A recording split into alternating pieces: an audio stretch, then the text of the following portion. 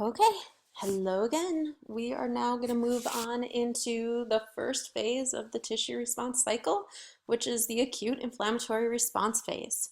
So just a reminder to think of this in the distinct steps, but that they're all part of this continuum, right? So some steps might be going on while the next steps are actually starting, and we'll kind of talk through that. So first step, which is really kind of this initial like, oh my God, what's going on? The body doesn't know what's happening, is vasoconstriction. It's that first attempt to get the injury under control.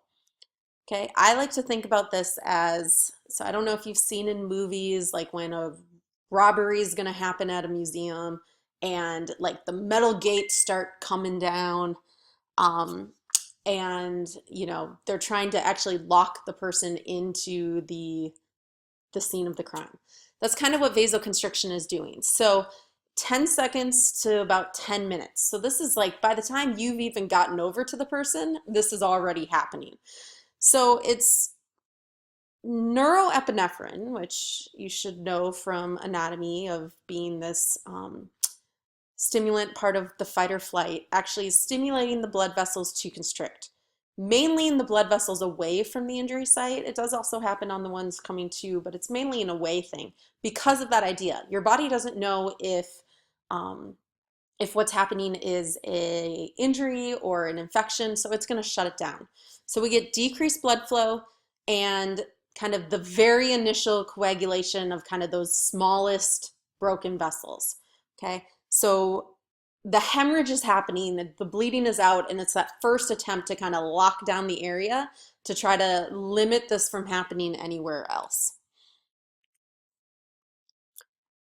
In our next one, we have the release of chemical mediators. So this happens either from being released from the damaged cells on the injury, or they're actually attracted to the area through chemiotaxis, which is this kind of cascade of events that are happening where certain molecules get released that then attract the other ones. But it's going to perpetuate the inflammatory response. Some of these chemical mediators, those are what we call pro-inflammation, or they're going to inhibit the inflammatory response, and those are anti-inflammatory mediators. Biggest thing that can happen is we need a balance of this. If we go too far to the pro-inflammatory, we're going to get over in that left cycle and we're going to have too many side effects, too many signs of inflammation. If we go on the anti-inflammatory side, we're not going to get to the healing process that we need. So we need this balance. There's a ton of different chemical mediators. Your book has a really good list of all of them in it. These are just a couple, just to kind of give you an example. These chemical mediators then become responsible for all the other steps that happen in the inflammatory response process, and really even into the proliferation fibroblastic repair phase as well. So things like histamine, okay, we mentioned that in the last video. Histamine causes vasodilation, which is going to be a step. It increases cell permeability. It also sensitizes those pain receptors so that we get pain stimulation so that we're aware of what's going on. Leukotrienes and prostaglandins, sometimes also known as bradykinin, they're responsible for margination as well as the increased cell permeability. Cytokines regulate leukocyte traffic. They attract phagocytes to the inflammatory site. So again, kind of managing everything else that's going to happen. So their presence dictates everything else that occurs in the inflammatory response phase. And this is usually within a few minutes to a few hours that these chemical mediators are all fully action. Step 3, vasodilation. We're going to get increased blood flow. We get a slower rate of flow because of that. So think of this as like a garden hose. So when you were kids and you had the garden hose out, what did you want to do if you really wanted to spray someone? You put your thumb over the edge of the garden hose, because as the vessels are smaller, you get more pressure and the water comes out faster.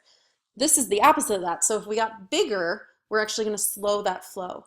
And so not only do we increase blood flow because we have a bigger hose, but we also slow that blood flow, which is going to be important because the next steps are going to be about cells leaving the vessels in order to get to the area to heal. And if they were going too fast, they wouldn't be able to do that. It allows the leukocytes to do those next steps. So it's going to allow them to marginate, to adhere to the vessel walls. It's going to allow them to be transported outside. But again, flip side, there's always the pro and the con, is if this lasts too long, we're going to slow everything down and we get stagnation and stasis. So, right, a pond that doesn't have any water flowing into it turns all scummy and gross. The same thing can happen with our body if we don't get flow happening, if we let all this fluid just sit there. So these are some of those hemodynamic changes, mobilizing and transporting the blood-borne defense components. The arteries are going to dilate, blood flow is going to increase.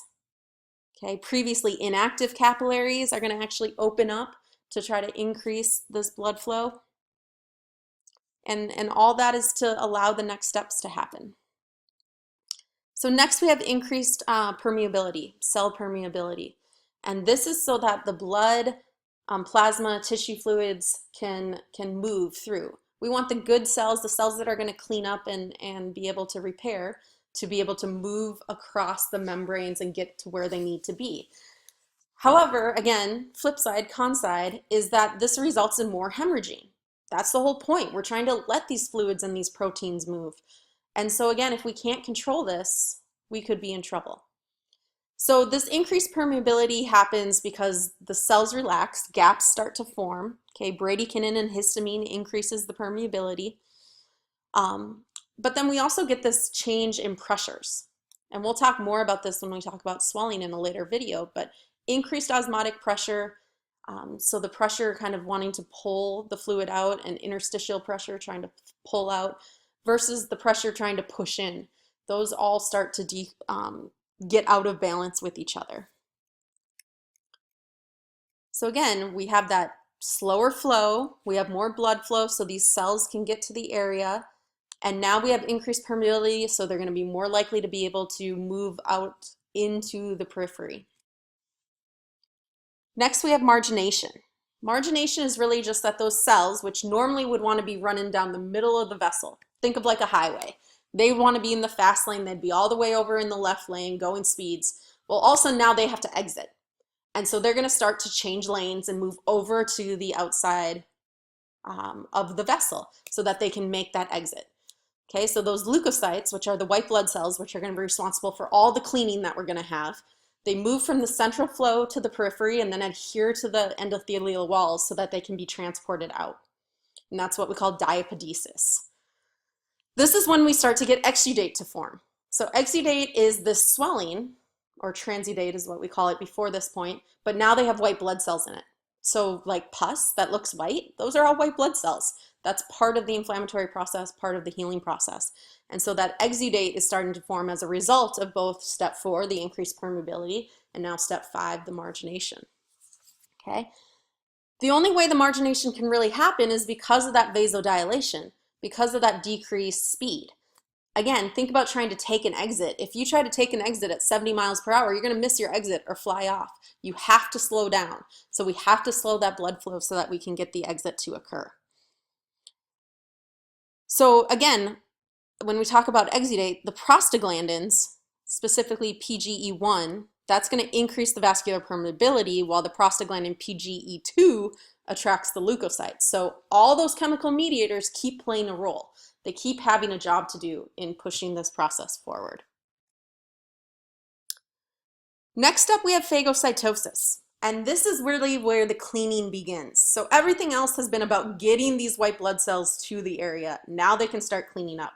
So they're trying to ingest materials, bacteria, dead cells, any other debris that's in the area, any other pieces, proteins of these cells that have been damaged. And they are going to ingest it and eat it up and clean it up. Now the first ones on the scene are what we call polymorphonuclear neutrophils, or PMNs. And they're the first to arrive because they're small. So I like to think of these as like motorcycle cops. So if we have a big accident on the highway, right, and they're trying to exit, the motorcycle cops can weave in between all the different cars that are stopped, and they're going to be able to get to the site sooner. They're not going to be able to do a whole lot because all they have is their motorcycle and they're one person. So they're tiny, they're not going to be able to do a ton, but they can get there quickly, usually between 5 to 7 hours post-injury. okay? And what they're there for is really to start that cleaning process, okay? The problem is they're not allowed to reproduce there, okay? They're not gonna live in this site. So they're gonna eat up a few little things because they're small, but they're also gonna die there. Which then, think about that. So now not only have they cleaned up a little, but now their dead body's there that needs to be cleaned up, okay? So they're gonna be doing this process. So again, they get to the scene, they start to clean up, but they can only do so much.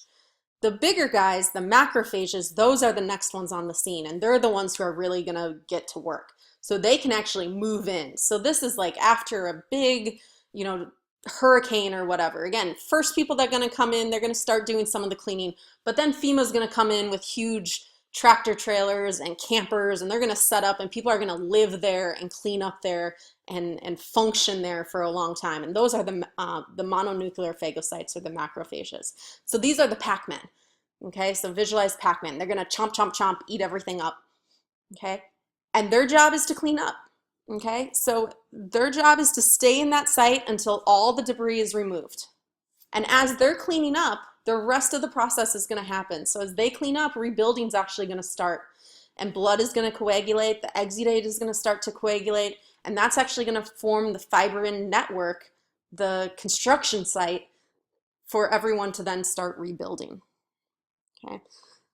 So again, this is usually happening starting within about 24 hours. And depending on the size of the injury, this could take months. There could still be macrophages in the area months later cleaning up after the construction workers, right? Someone's still got to do that work.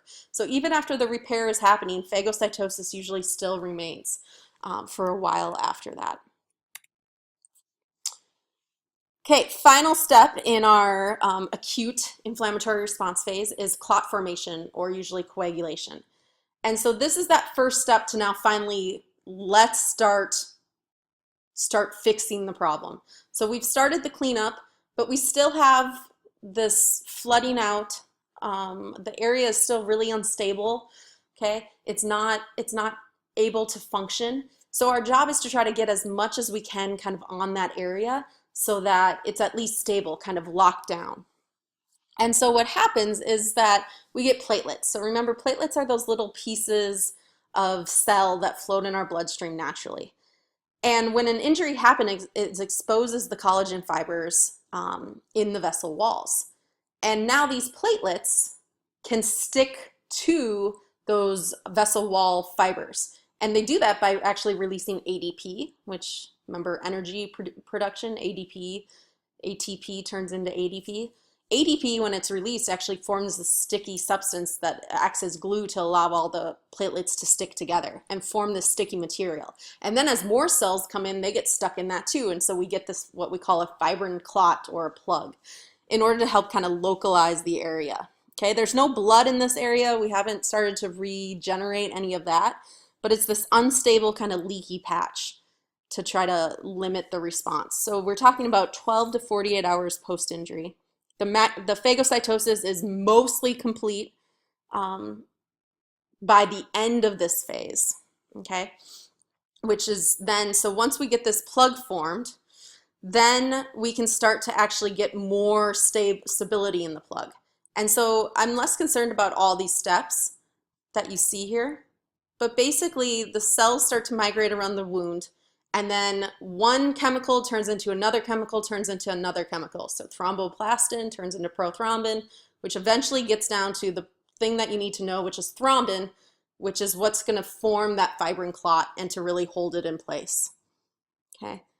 So again, inflammation is an aid, but also a deterrent to the coagulation process. So it encourages the delivery of the prothrombin so that it can form thrombin, but heparin, which is part of the inflammatory process, can actually prevent prothrombin from being able to convert to thrombin. So we need to find balance. Okay, so my analogy for this part is, think about a dam leaking. Okay, very first thing you're going to do is put your hand or put something over it just to hold it in place. That is not a permanent solution, but we needed to stop that. Okay, so first we had to clean out the rock and debris so we could get there, and then we just put whatever we can over the top. And that's where we're at right now. And we'll pick up the rest next.